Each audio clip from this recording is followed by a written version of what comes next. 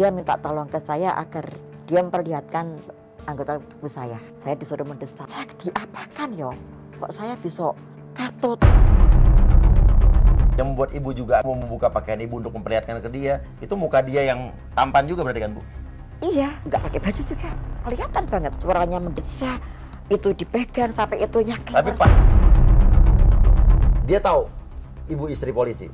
Nggak tahu. Nggak tahu. Kalau Ya? saya tidak, tapi dia akhirnya tahu, Mak.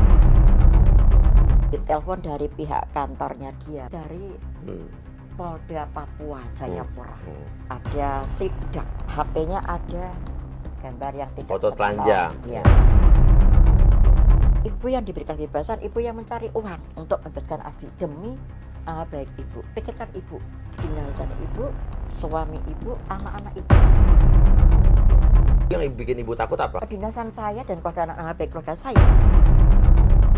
Saya izin sama suami, katakan tak cari apa. Setelah itu saya ambil motor, saya menabrak truk. Saya memang sudah berniat bunuh diri saya. Oke, kembali lagi bersama saya Surya Utama SIP, Sarjana Ilmu Politik di Lembaga Bantuan UYA. Nah, kali ini kita bersama korban penipuan atau love scammer yang dilakukan oleh penipu-penipu dengan cara yang berbeda-beda. Kita kali ini akan mendengar penjelasan dari mereka dan juga modusnya seperti apa, bukti-bukti yang akan kita beberkan, mereka memakai foto-foto seperti apa yang akan menarik kalian, dan modusnya seperti apa. Ini biar kalian tidak tertipu lagi. Karena sudah ribuan wanita yang mengadu ke saya dengan mengalami atau menjadi korban penipuan ini dengan total kerugian masing-masing ratusan juta. Dan sebagian besar yang saya teliti, yang saya investigasi, penipu itu berasal dari dalam penjara. Tapi ada juga ternyata di luar penjara, ya kan? Nah, yang pertama ada dari sebelah saya, seorang ibu. Ibu ini adalah istri dari polisi pada saat kena tipu, dari Ibu Bayangkari, datang dari luar kota, datang ke saya. Tapi maaf, ibu ini mau dirahasiakan identitasnya, sebut aja ini Ibu Melati. Ya, total kerugian berapa, Bu? Total kerugian? 280, 230. 230 juta, sampai hampir mau bunuh diri. Ada lagi dari Beijing, dari China, Beijing, ada Mbak Putri ya? Mbak Fitri ya? Mbak Fitri ya? Oke, kerugian total berapa? Mbak ditipu berapa, Mbak? Halo, selamat malam. Iya, selamat malam. Selamat malam, Mbak. Ya. Kerugiannya berapa, Mbak Fitri? Kurang lebih 90 juta, Pak. 90 juta ya. Oke, kalau Ibu kenalannya lewat mana? Facebook apa? Messenger? Iya. Oke. Messenger itu Facebook berarti ya? Messenger ya? Kalau Mbak Fitri kenalannya lewat cowok itu lewat mana? Facebook, Pak. Facebook. Oke, kita mulai dari Ibu ini. Ibu ceritanya awalnya kenalan sama penipu ini gimana? Dia pasti yang duluan nyapa Ibu ya? Iya. Apa? Dia menyapa saya, selamat malam, Ya. Mbak. Ya. Dia mengenalkan diri sebagai seorang polisi, Iya. namanya Aji Wibowo. Saya sebutkan namanya seperti itu. Iya. Awalnya saya nggak tahu kalau dia itu penipu ya. Udah ada fotonya di messengernya? Waktu itu sudah ada fotonya. Oke, kita kasih lihat ya dia memakai foto siapa. Itu pasti ini foto orang lain. Tapi buat orang lain atau Mas yang fotonya dipakai sama penipu itu silakan hubungin saya biar nama Mas tidak tercemar kan. Karena foto ini dipakai untuk penipu-penipu untuk karena penipu-penipu ini biasanya mengambil foto-foto dari profil-profil orang. Oke, kita lihat ini betul, Bu? Iya, betul itu. Ini dia mengaku dalam mukanya ini ya? Iya. Siapa namanya pertamanya? Mengakunya namanya Aji Wibowo. Oke, padahal pasti bukan ini, Bu. Iya. Oke, kasih tahu juga, kasih komen siapa yang pernah ditipu dengan memakai foto ini. Ya. Oke, terus habis itu, Bu? Ya. Setelah itu dia menyapa saya tiap pagi. Kemudian minta izin ke saya untuk memanggil sayang. Sayang. Awalnya saya cuek saja karena saya merasa sudah ibu-ibu ya. Lama-lama agak berani dikit, saya blokir dia. Beraninya gimana?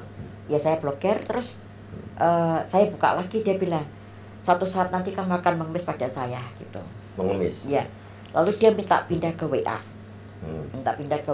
Setelah di WA lebih aktif, dia menghubungi saya tiap pagi, sudah makan atau belum dan sebagainya, memberikan perhatian-perhatian.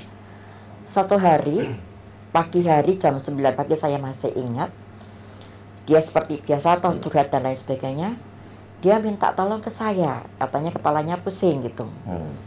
mengatakan kalau dia tidak pernah berhubungan dengan istrinya karena istrinya sudah meninggal dunia 2 tahun yang lalu. Oh, dia mengaku duda. Mengaku duda, anaknya 2. Dikasih lihat nggak foto anak-anaknya? Saya nggak ditunjukin sih, tapi ketika saya lihat di Facebooknya ada juga sih. Oke, jadi dia memakai Facebook dengan foto-foto yang sama tuh? Iya, ada fotonya. Artinya dia mengambil foto orang lain untuk pura-pura dia jadi dia betul, ya? Terus bilang ke saya istrinya seorang bidan dari Sumatera, tapi dia mengaku dari Jogja, dinasnya di Papua. Satu hari tadi saya lanjutkan, dia minta tolong ke saya agar dia memperlihatkan anggota tubuh saya. Anggota tubuh ibu? Iya, saya bilang, ya tidak bisa Mas, saya bilang gitu. Satu aja. Sebentar aja pengen lihat, aku tidak mau. Sampai berkali-kali saya tidak mau. Tidak tahu kenapa kalau dia telepon, saya tuh kok kasihan banget. Kasihan, terus rasanya dia telepon saya nggak tahu kalau dia pakai 2 HP ya. Saya pikir kan, saya belum tidak punya TikTok, jadi saya tidak ngerti. Yang dilihatkan cuma mata sama alis yang diperlihatkan ke saya. Saya nggak tahu. Hidung ke atas ya? Iya, dari atas saja. Lihat dahinya itu saya kelihatan saya kayak rasa perasaan saya tuh kok kayak gimana gitu. Saya akhirnya setelah berkali-kali saya memperlihatkan anggota tubuh saya satu itu. Akhirnya ibu terbujuk. Terbujuk, saya kalah, ya kalah. Video call. Iya, waktu itu saya tuh setelah sadar saya merasa saya diapakan kok saya bisa katut gitu loh ya. Lah satu siang hari terus saya video call ada muka ibu lagi? Enggak, saya enggak pakai muka saya, hanya anggota tubuh saya enggak pakai muka saya. Tapi saya demi Allah nggak tahu kalau itu merupakan modus penipuan ya. Tak pikir dia tuh orangnya kan dari perempuannya aja baik gitu ya. Baik, kemudian anggota polisi juga. Saya juga nggak mikir masa ada anggota seperti itu ya. Terus lagi 2 hari dia minta lagi, tolong dong Bun semuanya dibuka, yang atas saya tidak mau. Memang saya tidak mau. Dan pada malam tanggal 8 Februari saya masih ingat betul itu. Dia itu merengek-rengek saya. Pokoknya saya disuruh melihat dia nggak pakai baju, disuruh melihat itu. Aku kan malu Thomas, aku malu banget. Tapi saya juga kalah lagi akhirnya. Saya lihat dia memainkan sendiri sampai dia mencapai kepuasan ya. Tolong Bun, Bunda mendesah. Saya disuruh mendesah, tapi saya masih dalam kondisi lengkap loh pakaiannya ya. Tidak juga melihatkan muka saya. Saya disuruh, kan aku tidak bisa mendesah. Akhirnya cepat Thomas, aku bilang kok lama banget sih mencapai kepuasannya. 10 menit Bunda, 10 menit. Saya tetap nggak melihatkan muka saya. Fatalnya saya itu ketika malam tanggal 8 itu, dia minta seperti itu, saya sih tidak melihat dalam kamar yang gelap ya. Ya Allah Gusti, saya minta maaf kepada Gusti Allah. Dia pengen melihat punya saya. Tapi gelap sih di kamar itu, rasanya gelap saya. Saya perlihatkan, tapi muka saya tidak kelihatan Mas. Waktu itu saya masih pakai baju lengkap, masih baju lengkap ya. Lah setelah itu paginya itu ditelepon dari pihak kantornya dia, mengakunya seperti itu. Ibu apanya Pak Haji itu. Saya kan diam. Halo Ibu, saya dari Polda Papua Jayapura. Minta tolong Bu dijawab pertanyaan dari saya. Ibu apanya Pak Haji? Itu. Saya bilang saya temennya. Temen mesra ya? Ya, saya bilang gitu. Ini Bu, ada sidak inspeksi mendadak katanya. Pemeriksaan personil, HP, senjata, sama narkoba. Mas Aji sudah lolos, hanya HP-nya ada gambar yang tidak foto telanjang. Ya. Dia tahu ibu istri polisi? Enggak tahu. Kalau saya tidak, tapi dia akhirnya tahu Mas. Setelah itu saya diem toh. Nah, terus gimana? Lah ini Bu, diketahui ibu kan seorang PNS gitu, istri polisi, anaknya 2. Dia tahu nama kepala instansi saya. Saya ketika ditelepon agak gemeter juga ya. Hari ini Bu saya jemput. Atau begini aja Bu, Pak Hajinya saya kalau Pak Haji, Mas Hajinya mana? Tolong Bun, kalau Bunda bisa nolong saya, nanti uang saya kembalikan. untuk membackup wartawan 6. Ini modusnya, ini modus baru nih. Iya. Ini modus yang baru saya dengar nih. Iya, dibutuhkan 60 juta untuk membackup 6 wartawan media, nah media dia bilang gitu. Iya. Ya, terus berapa yang dibutuhkan? Aku bilang gitu kan. 60 juta per media 10 juta. Saya tidak punya uang mas, betul saya tidak punya uang. Tapi Aci bilang saya punya 32 juta bunda, kurang 28 juta. Ya Allah mas, saya tuh kok nggak tahu hari itu ya. Rezekinya Aci juga kali ya. Mencari pinjaman kok gampang sekali. Saya telepon teman langsung dapat, tak kasihkan. Pagi saya kirim 19 juta, siang saya kirim 9 juta. Saya ada semua buktinya. Setelah itu, yang bernama, yang mengaku namanya Megi Katamsi, dia mengaku sebagai penyidik programnya. Lebih lagi, mohon maaf ibu, ini sudah saya terima uangnya, media sudah pergi. Tetapi ini kasusnya diketahui oleh kepala unit propam. Lah, Mas Aci nggak bisa keluar kalau tidak diberikan uang diam, ibu. Iya. Kalau ibu bisa memberikan 85 juta, nanti ada SP3 akan keluar. SP3 keluar, berarti Aci keluar, nanti pas Aci saya keluarkan, Aci punya deposito. Ini bu, dia video call. Dengan pakaian lengkap dia. Pak Katamsinya itu pakaiannya lengkap polisi. Video call muka dia? Sama-sama, karena saya teleponnya di luar, di lapangan, jadi nggak kelihatan banget mukanya saya. Cuma orangnya agak tinggi hitam. Ibu nggak screen record tuh? Enggak. Ini depositonya Pak Aji, ini kontak mobilnya Pak Aji, ini hartanya Pak Aji saya sita. Karena adik saya tahan.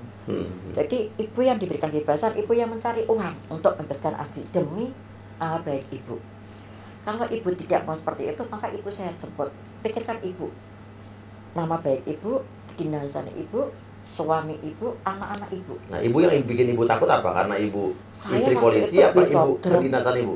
Kedinasan saya dan pada anak-anak baik keluarga saya jelas mempertahankan kepada saya aduh, kalau saya menyerah kali anak saya yang udah kerja, terus kedinasan saya, terus suami saya kasihan sama suami saya juga, dia tuh orang baik sekali ya. Kok sampai seperti ini? Terus saya bilang sama Aji, coba teleponnya mana Pak? Saya tak bilang sama Aji, tolong bun, tolong aku masih punya deposito dari hasil uang sawit gitu bilangnya. Berapa katanya deposito? Iya, kelapa sawit, dia punya kelapa sawit. Berapa deposito dibilang? Iya, gimana mas? Dibilangnya berapa depositonya? 1,2 M dia punya. 1,2 miliar. Oke, Ya, dia modusnya punya hampir sama. 1,2 M, ya. Nah, aku nggak punya uang mas, tolong pinjam bun, pinjam nanti saya kembalikan. Saya kembali lagi masuk, oh ya, kok dilelah tadi ya saya kok dapat pinjaman lagi? gampang sekali, cuma telepon tok. Aku pinjam ya, iya. Langsung gampang sekali, rezekinya itu gampang banget. Tak kirim, beberapa kali kan, karena yang pinjam juga orang banyak ya, jadi pagi sekian, siang sekian, ada jamnya, hari yang sama tapi jumlahnya beda-beda. Lah 2 hari, masuk ke ada yang temen lagi Pak Saiful Anwar. Kata Pak Megi bilangnya gini, ibu, ini saya terima, tapi minta maaf ibu, Bapak Kapolda sudah tahu. Jadi intinya ini modusnya kalau saya tangkap, ibu transfer ada lagi. Oke, jadi makin diancam, makin ditakut-takutin. Iya, ini Pak Kapolda tahu ibu, Pak Kapolda ya itu minta 200 juta. Lah ini tapi saya tidak jamin kalau nanti ibu memberi itu nanti Pak Kapolri tahu ya bu ya. Maka ibu segera transfer supaya tidak sampai kepada Pak Kapolri. Saya nangis. Ya Pak, saya tidak punya uang segitu banyak Pak. Ya Allah, saya tidak punya. Saya gimana Pak? Saya nangis di musola, saya rakyat sholat 2 itu nangis. Ya udah bu, saya tak koordinasi dengan Pak Kapolda. Telepon lagi, akhirnya turun. Ya sudah bu, kirim berarti udah 28 juta tambah 85. Saya disuruh memenuhi sampai dengan 115 juta. Biar 200 juta sampai 28. Tapi beberapa kali gelombang.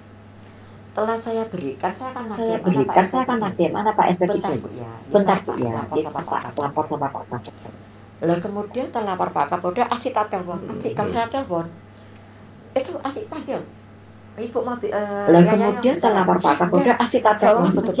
Soalnya betul-betul di situ tuh Mas Aci seperti di tahanan, cuma dengar suara ya? Tidak ada mendengar suara ya? Tidak ada video call. Iya, tidak ada video. Terus siap dan banyak gimana nanti kok semakin banyak mintain. Tolong dikit lagi saya kembalikan betul, kalau enggak anakku sih dua kembalikan sama betul beda. kalau enggak.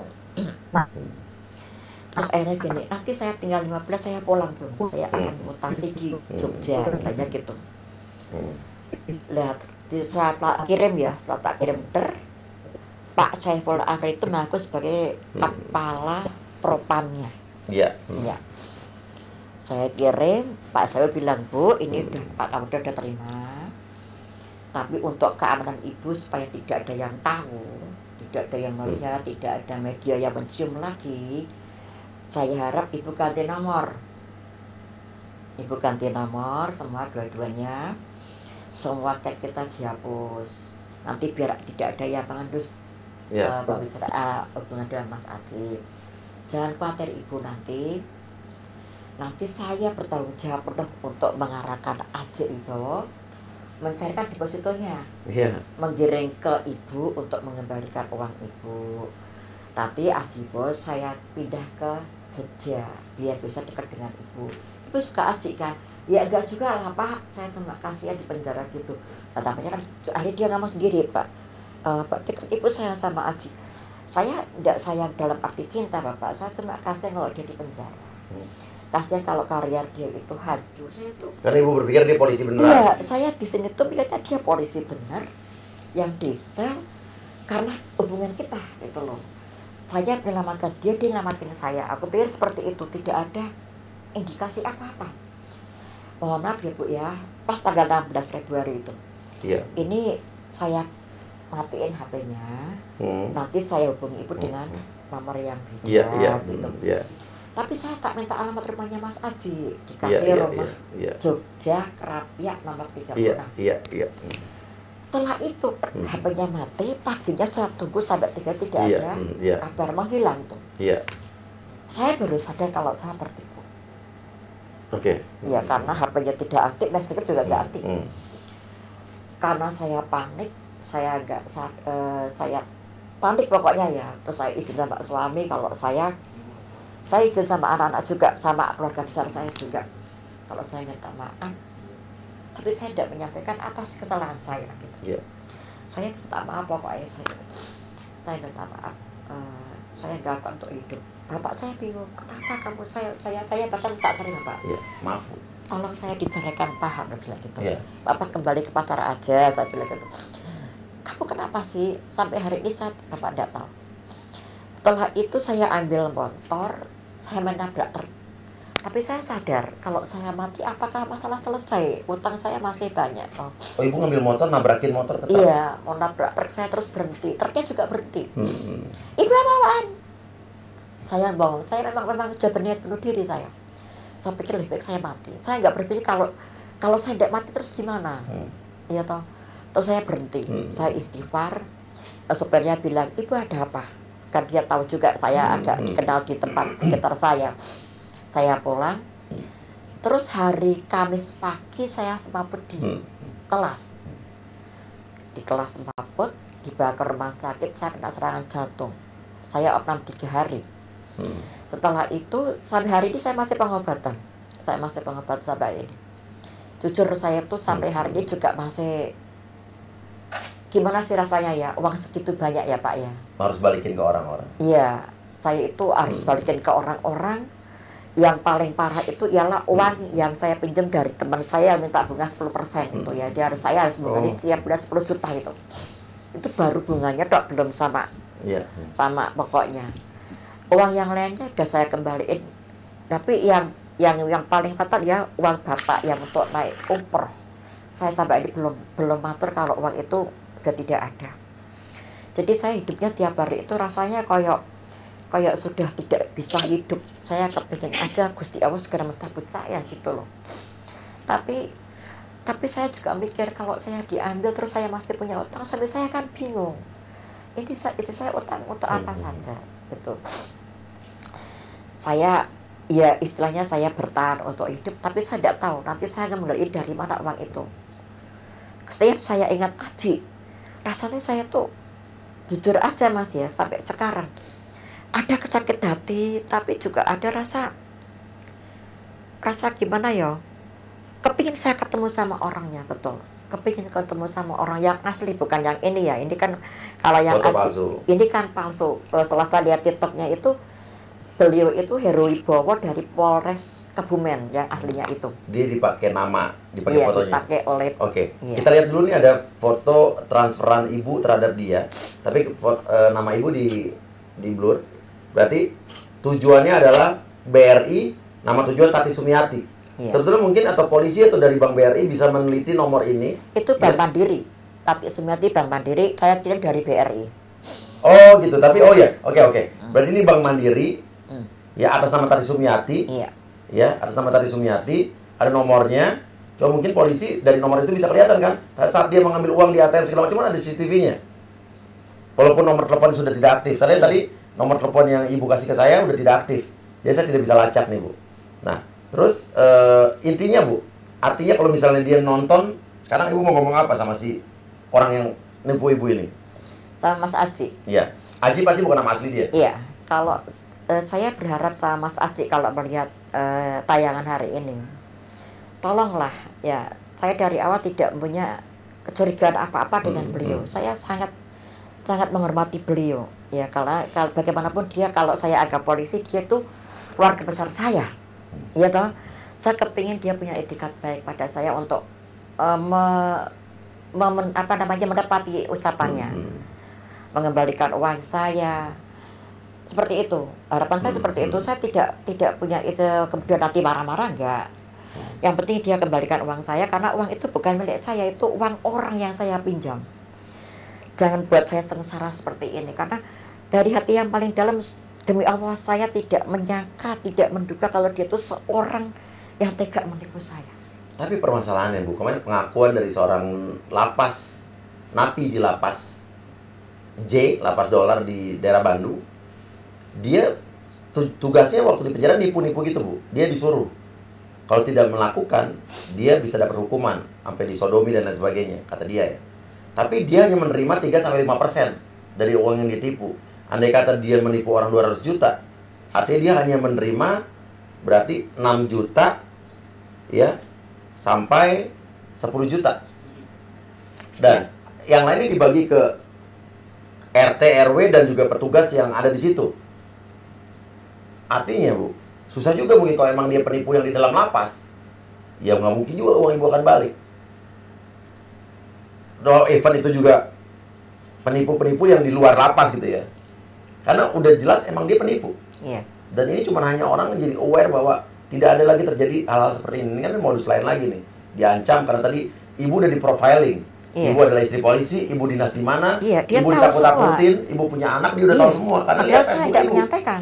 Saya tidak pernah iya. menyampaikan saya itu punya anak, iya. saya suaminya ini tidak menyampaikan, tapi dia tahu semua saya. Sampai beliau tahu nama kepala dinas saya. Bahkan dia punya nomor HP kepala dinas saya. Saya kan ketakutan. Iya. Iya. Oke. Dan intinya adalah saya sudah berkoordinasi dengan Dirjen Lapas dan juga Kementerian Hukum dan HAM, dengan Direktur Penertiban dan Intelijennya juga semua. Saya sudah memberikan info-info atau data-data penipu-penipu yang menipu teman-teman kita termasuk TKW juga. Iya. Ya, sudah memberikan berapa, dan saya sudah mendapatkan kabar bahwa mereka sudah menangkap lebih dari 10 orang dari 2 lapas saja. Tapi nanti biar aja mereka kementerian akan merilis, ya. Ini kabar gembira. Dan juga ada yang di lapas, ada nanti saya nggak bisa nyebutin dulu. Jadi sudah tertangkap. Tapi saya pengen dengan kejadian ini, karena ini kejahatan besar, merusak rumah tangga, merusak hidup seseorang. Ini hidup ibu juara. Sekarang ibu masih berhutang berapa jadi? Saya yang masih tak kembalikan 110.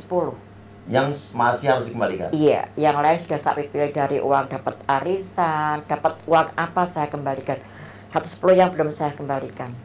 Oke. Itu 110 yang punya, maaf, bukan rentenir ya, dia juga teman ya. Cuma memang 10% bunga. Iya, minta bunga 10% ya. Karena gimana pun dia juga udah baik sama saya ya, walaupun tadinya bilang jangan dipinjami, kali saya susah nggak ngasih uang ya. Tapi jujur, Bu, yang membuat ibu juga akhirnya tertarik, ibu mau membuka pakaian ibu untuk memperlihatkan ke dia, itu muka dia yang tampan juga berarti kan, Bu? Iya. Iya. Dia tuh tampak, dia nggak pakai baju juga, kelihatan banget. Tapi kalau saya jujur demi Allah, saya pakai baju kompletnya. Iya. Dia tuh telanjang, nggak pakai baju, suaranya mendesak, itu dipegang sampai itunya. Tapi pas saat dia pakai baju mukanya tidak kelihatan kan? Enggak sih, kalau pas itu yang kelihatan dari sini ke sini sih. Iya, karena mukanya itu bukan sesuai yang difoto, Bu. Oh, tapi Gitu. kalau dia fit kan pakai Kalau dia video call, berarti kan kelihatan hidung ke atas kan? Iya. Itu pakai video orang. Ya video orang, dia pakai 2 handphone, Bu. Jadi dikasih lihat handphone, video orang, muka orangnya itu, tapi dia kenapa lihatin hidung ke atas? Karena suaranya dia kalau misalnya kelihatan mulutnya nggak sesuai dengan suaranya kan? Jadi itu caranya. Saya nggak tahu Itu ya. membuat orang terperdaya. Iya. Kalau saya punya TikTok mungkin saya nggak sampai kayak gini. Aku belum punya TikTok, jadi baru tahu baru ada modus kayak gini baru kemarin. Oke, ini pelajaran buat semua ya. Oke, Ibu ada pesan juga, Bu? Ya ada pesan. Apa, Bu? Pesan atau harapan. Hmm. Ya. Yang pertama tadi Bang Uya mengatakan Iya. bahwa menipu itu menipu atas suruhan. Iya. Atau katakanlah mungkin hasil tipuannya itu dibagi sama orang Untuk lain. yang di lapas ya, Bu. Iya. Tapi mungkin juga ada yang mereka emang udah cari duit aja udah. Oh gitu Iya, ya. iya. Yang di lapas Iya, ya. iya, iya. Saya mohon kepada semua yang terkait ya. Mereka yang di lapas itu kan mestinya dihukum karena perbuatannya. Betul. Di situ untuk dibina. Iya, iya. Lah, kalau untuk dibina, kok sampai ada yang seperti ini, berarti bukan pembinaan hasilnya. Betul, setuju. Tapi malah akhirnya kejahatannya makin menjadi-jadi, yang Iya. melibatkan banyak orang. Iya. Dan kerugiannya kasihan sekali anak-anak saya itu, Mbak Fitri dan lain sebagainya, itu anak-anak saya. Iya, iya. Dia dibully oleh orang yang tidak paham, padahal saya Iya, yang iya. merasakan sebagai seorang ibu. Itu Iya. di luar kendali dan kesadaran. Iya. Ya, kemudian saya mohon juga kepada yang di luar, Iya. ketika ada anak-anak muda yang seperti jadi korban, bantulah mereka. Iya. Minimal mentalnya, jangan dibully, jangan dihina. Iya. Dibantu, termasuk pada Bang Uya, harapan Iya. saya bisa membantu saya juga. Iya. Ya, membantu saya paling tidak, ya tadi saya bilang, ya Allah, gimana caranya saya bisa dibantu untuk mengungkapkan kejahatan tadi, Iya. kemudian menguranginya, korbannya tidak ada, pada ada anak saya juga kompak semuanya untuk mengendalikan lajunya kejahatan ini dengan cara kita sendiri. Iya. Mempersempit ruang gerak mereka sehingga nanti akhirnya mereka tidak punya olahan kejahatan juga untuk yang mendapat bagian juga akan kehilangan juga ya Bang ya. Betul. Tadi bagian. Betul. Yang di luar lapas ya mohon tolong pakai hati nurani. Ya kalian tipu ialah perempuan. Iya. Mungkin kalian punya ibu, punya adik, punya anak. Tolong pakai hati nurani untuk menipu kami, termasuk saya juga. Iya. Jadi saya mohon tolong pada semua pihak, pada pemerintah juga untuk segera menindaklanjuti hal seperti ini untuk melindungi warganya. Apapun dan bagaimanapun saya lalai, tetap warga negara yang berhak mendapat pendidikan hukum. Ya, kalau negara ini kalah dengan penipu-penipu ini, ya mau jadi apa, betul Bang? sekali. Mau jadi apa gitu? Iya. Lapas pembinaan malah jadi sarana kejahatan nyuwun sewu. Iya. Lalu nanti di mana? Di mana rakyat yang betul itu mencari perlindungan kalau yang jelasnya tidak bisa dihukum. Terima kasih Bang Uya. Harapan saya Bang Uya bisa bantu kami. Pemerintah juga memperhatikan apa yang terjadi di atas kejahatan ini. Iya, betul. Tolong dibantu kami Betul. semua. Terus kata dia, terus saya pinjem bank, terus pinjem rentenir gitu kan Pak. Ya udah jual apa aja kayak yang penting dapat uang, gajinya dia biar cepet cair nanti diganti. Saya tuh minjem perhiasan ibu saya bela-belain jual itu perhiasan. Saya tersadar di situ kalau saya itu ditipu. Dari situ ibu saya itu nggak mau saya telepon itu Pak. Bahkan sampai sekarang saya nggak komunikasi sama ibu saya itu. Ibu saya katanya kecewa. Saya punya salah besar sama ibu saya. Saya itu kena mental. Tuhan jaga kita semua. Kuatkan kami dari cobaan. Hanya kepadamu Tuhan kami kan berserah. Kita pasti kuat. Indonesia jangan menangis.